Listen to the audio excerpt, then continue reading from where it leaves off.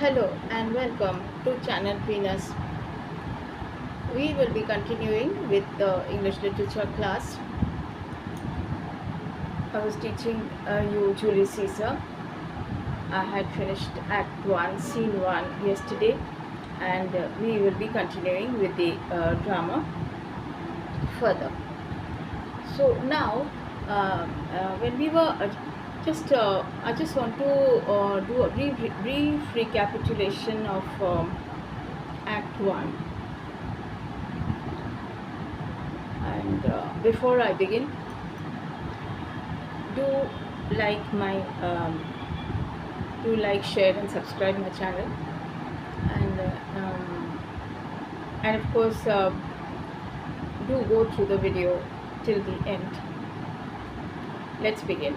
We will be. I'll just go through Act 1 very briefly before I go on. Act 1, Scene 1 very briefly before I go on to Scene 2. In Act 1, we had seen that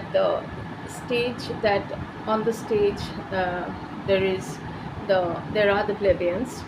Plebeians are the commoners, the crowd, the mob of general public of Rome, and there are also tribunes, and the tribunes are Flavius and Marullus.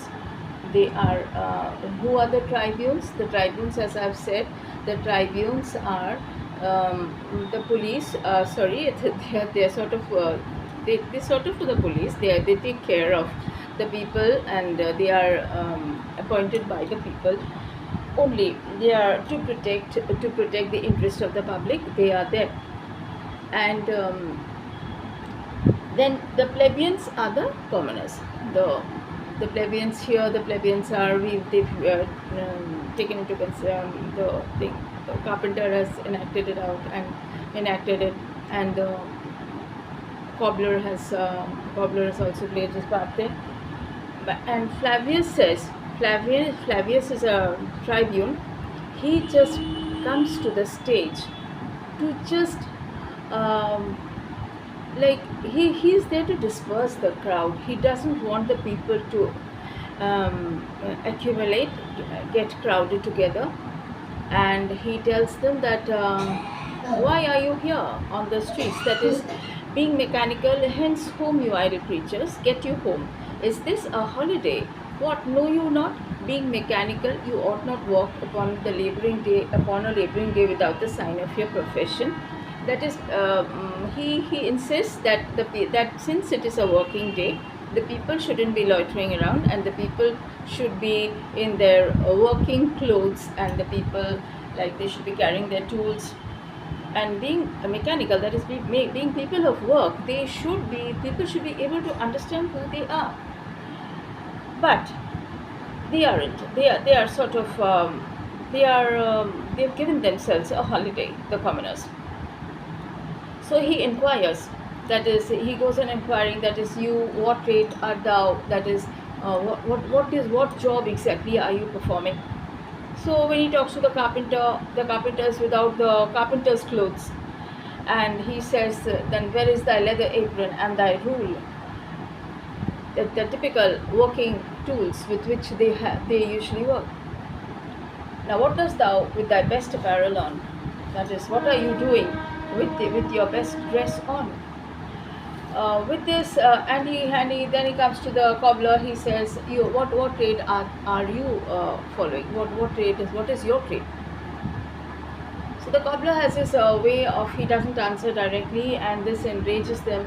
And our trade, sir, he says, I may use with a safe conscience, which is indeed, sir, a mender of bad souls. And as I've already told you, Shakespeare has used a number of puns here in his compositions, in whatever he has written, in whatever he has treated, he has used puns. And here there is a pun. Here he has used soul and soul. There are many puns here, and we'll be making a list of them when we are revising the act. Okay. Next, Marullus, when he talks to them, he says, that is, since the cobbler, he ultimately comes out. He says, he tells them the truth that they are out on the streets so that they can rejoice Caesar's triumph. Caesar is coming back. They are there to welcome Caesar, and they are there to welcome him after his triumph. So Marullus gets angry. He says, "What are you rejoicing for? What has he done?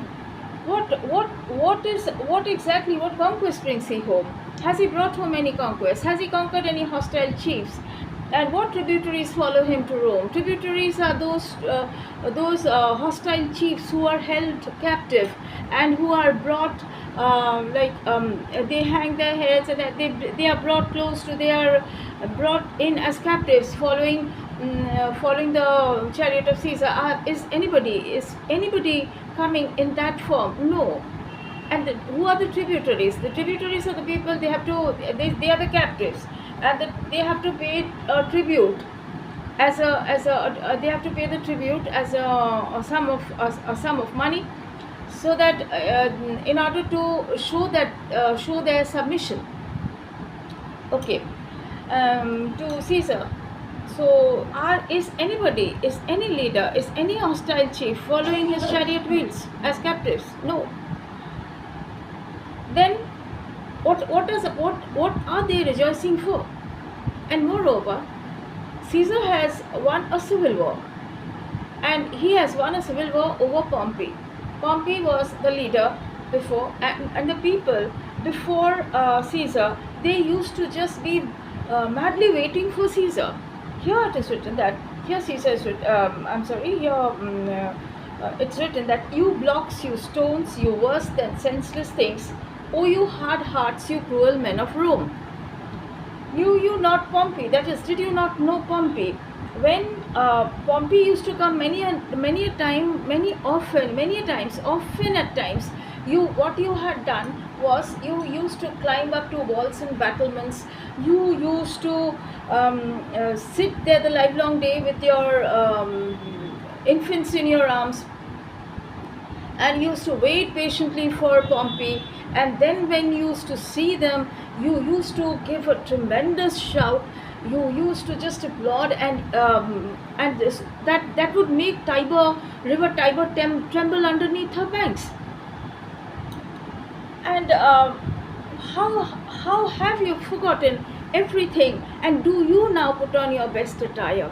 And do you now call out a holiday? You are now calling out a holiday. And do you now strew flowers in his way that comes in triumph over Pompey's blood? That is, this person, Caesar, he has shed the blood of Pompey's sons. So Pompey's blood is Pompey's sons. So be gone. So how can you do that? So be gone. Go away to your houses. Fall on your knees. That is, he had run to your houses. Fall upon your knees. Pray to the gods to intermit the plague. That is, you go to your houses and pray to the gods. Fall upon your knees and pray to the gods to prevent any misfortune that may come over as a result of your ingratitude.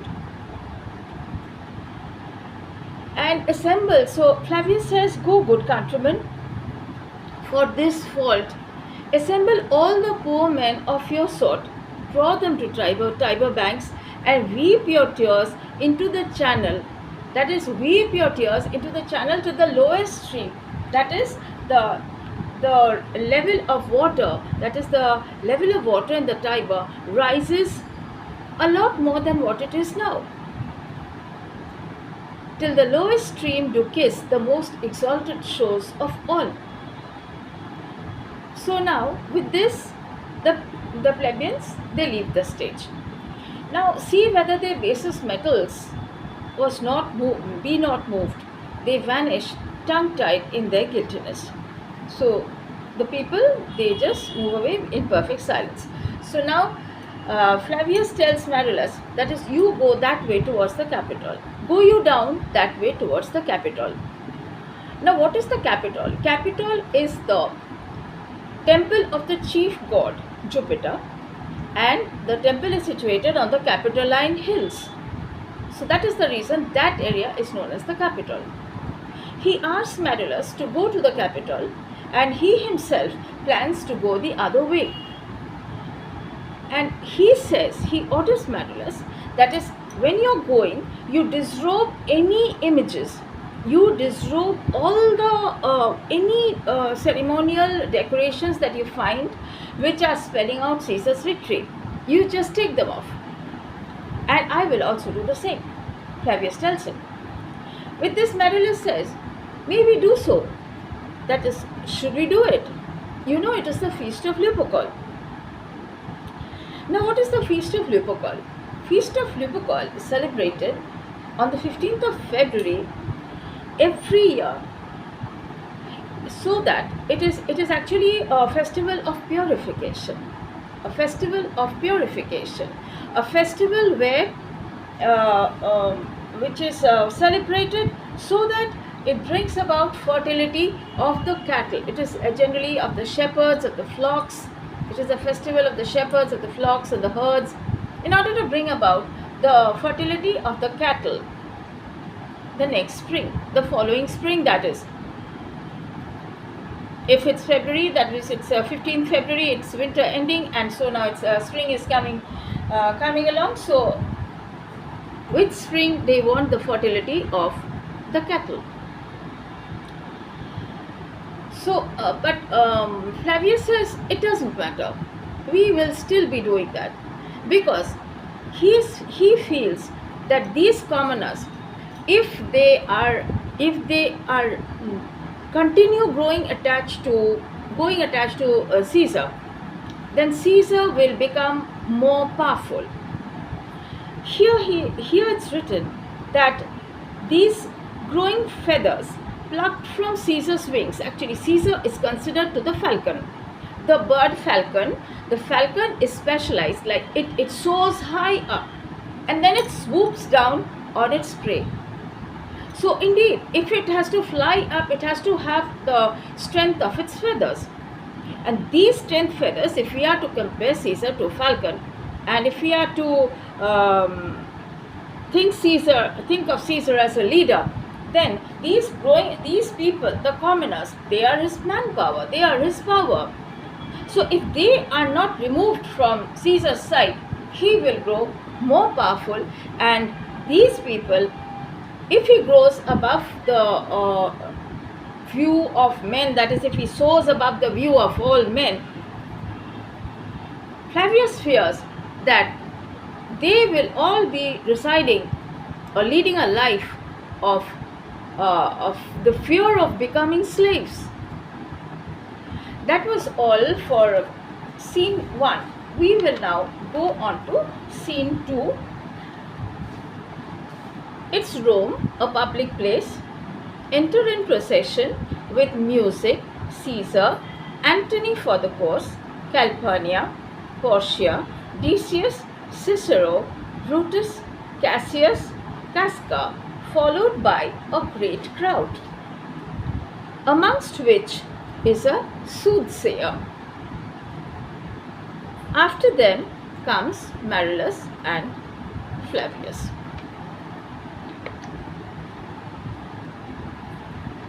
Now here Caesar says, Calpurnia, he calls out aloud, Calpurnia. Now who's Calpurnia? Calpurnia is Caesar's wife.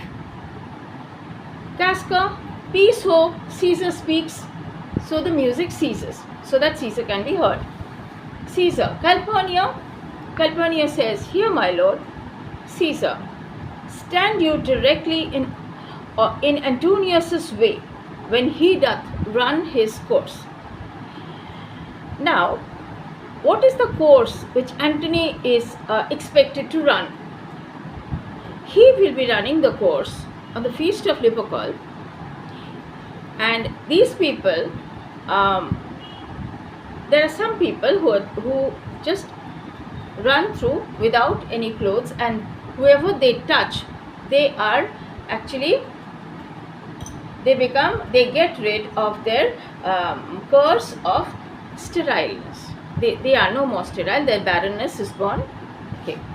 So, stand you directly in Antonius's way when he doth run his course. Antonius Antony says, Caesar, my lord, Caesar, forget not in your speed, Antonius. That is, when you're running very fast, Antonius, please do not forget to touch Calpurnia for our elders' sake. Who are the elders?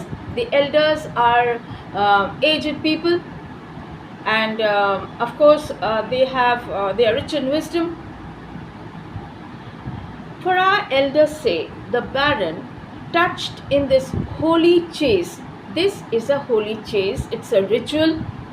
It's a festival which is it is in the name of God that the sterileness is removed, and the person who's running across without any clothes, running in speed means in quite fast. Whoever the person touches gets rid of the barrenness. So Calpurnia wants, Caesar wants Antony to touch Calpurnia on his way while he is running across. For our elders' sake, the baron touched in this holy chase, shake off their sterile curse. Antony, I shall remember. When Caesar says, do this, it is performed. Caesar, set on and leave no ceremony out. That is, proceed then, start off and leave no ceremony out. Let nothing be omitted. Soothsayer, then there's music again. Soothsayer, Caesar. Who's the soothsayer? The soothsayer actually is the person who is foretelling. Soothsayer calls out, Caesar. Caesar, ha, who calls? Casca. Bid every noise be still. All the music. Cry, Caesar, speak.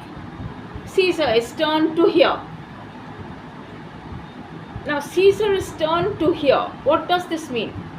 Caesar is actually deaf in one ear.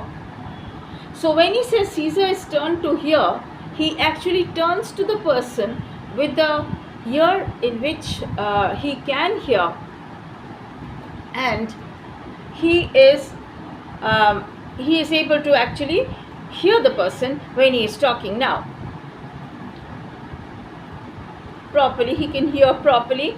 Okay, so I hear a tongue shriller than all the music. Cry, Caesar, speak. Caesar is turned to hear. Soothsayer says, beware the Ides of March. Soothsayer just says, that is, beware the Ides of March. Ides of March, the date is the 15th of March. Caesar says, what man is that? Brutus says, a soothsayer bids you beware the Ides of March. Caesar, set him before me. Let me see his face. That is, please bring him near me. Let me see his face. Here again, when Caesar says, let me see his face, he also means that let him tell me exactly what he wants.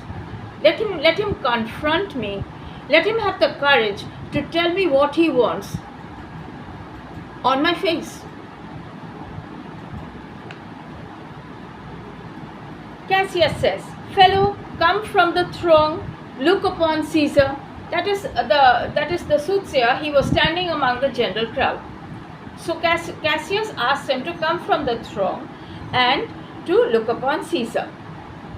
Caesar said, what sayest thou to me? Speak once again.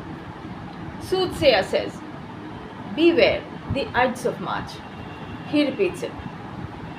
Caesar says, he is a dreamer. Let us leave him pass. Caesar doesn't pay much attention to what he says, to what the soothsayer has tried to warn him about.